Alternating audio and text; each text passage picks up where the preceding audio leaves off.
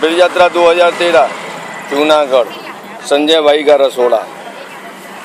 इस रसोड़े में हमने ये जानने की कोशिश की थी कि आपको 32 किलोमीटर पैदल जाना पड़ सकता है, जो कि कभी जीवन में पैदल नहीं चलना चाहता है और ब्रज 84 कोस की ये यात्रा करने आया है और वो पैदल नहीं चलना चाहता है, तो मैं यहाँ यात्रा नायक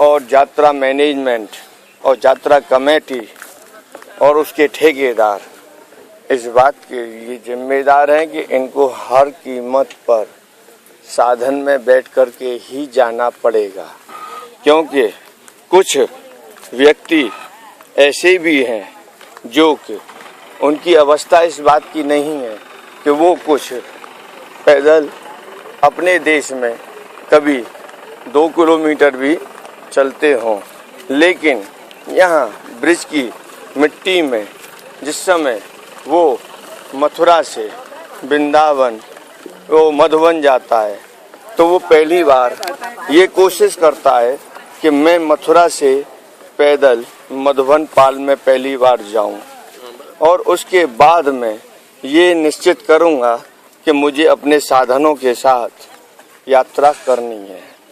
लेकिन जिस तरीके से नारद जी का यमुना जी की ध्रुव पर यमुना जी की कृपा करना और उसको नारद जैसा गुरु देना और नारद जी का ध्रुव जी को दीक्षा देना और ध्रुव जी का मधुबन में जाके तपस्या करना और उसके बाद में उसको इतनी जल्दी इस पृथ्वी पे नारायण का मिल जाना, इसी प्रकार इस बुजुर्ग आदमी ने वहां से लेके यात्रा अगर क्रम से चलती है तो उसे हर मुकाम तक जो उसने यात्रा नायक के चौपड़ी में छपा है उसके अनुसार उसे वो मुकाम डाले तो यात्री को कम से कम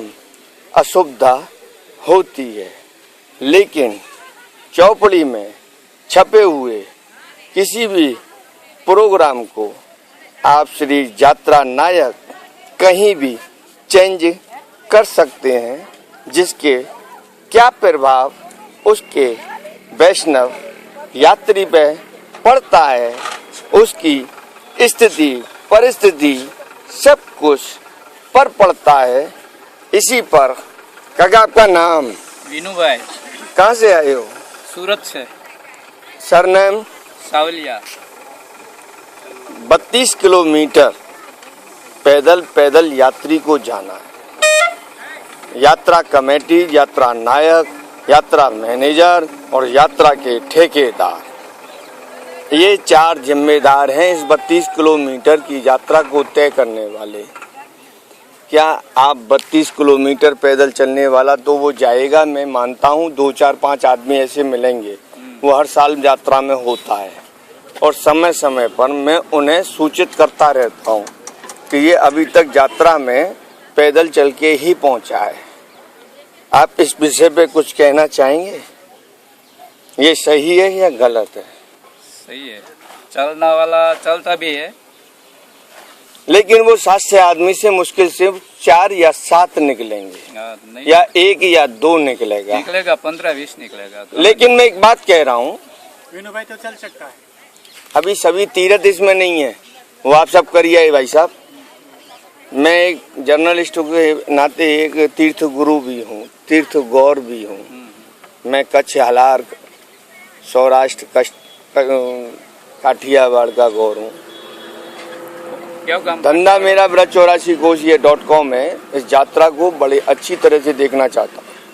आप 32 किलोमीटर जाएंगे, लेकिन यात्रा कमेटी का ये निर्णय सही है या गलत है? सही है। ये सही है कि उसे 32 किलोमीटर जाना चाहिए। जो नहीं जाएगा वो तो गाड़ी में बैठेगा।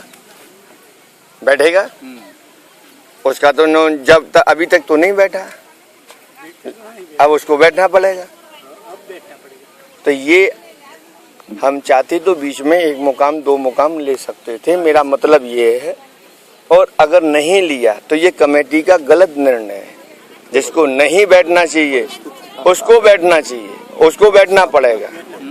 मेरा क्वेश्चन सीधा सा है, आपके पास में पैसा कम है, आपकी बजट यात्रा कैसे करके लेके आए हो ये तो आपको मालूम है। उसके बावजूद में ये एक्स्ट्रा ऑनरी 3-4 जो खर्चे आपको पेंडिंग में चल जाते हैं, इसके लिए आपको कर्जा ही लेना पड़ेगा।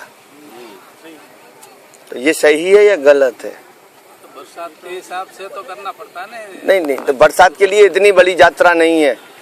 ये यात्रा तो बहुलावन में फेल हो गई।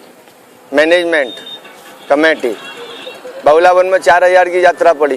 ये 4 से 4.5 से 5 से आदमी है, 6.5 से आदमी है, ये यात्रा क्यों नहीं पड़ी? आपको जाना भी पड़ा और कन्वेंशन से वापस आना पड़ा। ये जो खर्चा है एक्स्ट्रा आपको पड़ता है, उस समय आपको मालूम नहीं है। वहाँ सब चौबाजी ले लेता है। चौबाजी के देने के टाइम पे तो उसके बटुआ में पैसा ही नहीं होता है, उसको भरने के लिए चौबाजी को देना पड़ता है। हरे की अरबपति नहीं है ये। इसीलिए मैं कह रहा हूँ साहब कि ये एक्स्ट्रा ऑर्डिनरी जो खर्चा जो किसी के दान पर तो यहाँ यात्रा करने आया है,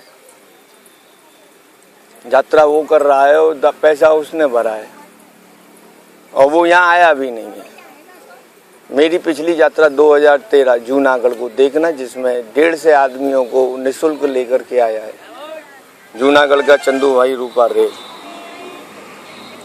ऐसे भी वैष्णव हैं कि मैं नहीं जा सकता हूं तो लेकर के जाओ धन, लेकिन उसका एक्स्ट्रा एक्सपेंस जो उसको पड़ता है वो कहां से लाएगा? वो सब कर्जा लेके जाता है। हम ये चाहते हैं कि मैनेजमेंट कमेटी पे इस चीज पे जरूर विचार करना चाहिए और 2014 की यात्रा नायक मैनेजर और ठेकेदार अपने हितों को भी सोचना छोड़ दें, कुछ इस वैष्णवों के हितों के लिए भी यज्ञ करें, इनके लिए भी सोचें। मेरा मतलब सीधा क्वेश्चन ये था, इन वैष्णवों के हित के लिए सोचो, अपने हितों के लिए नहीं।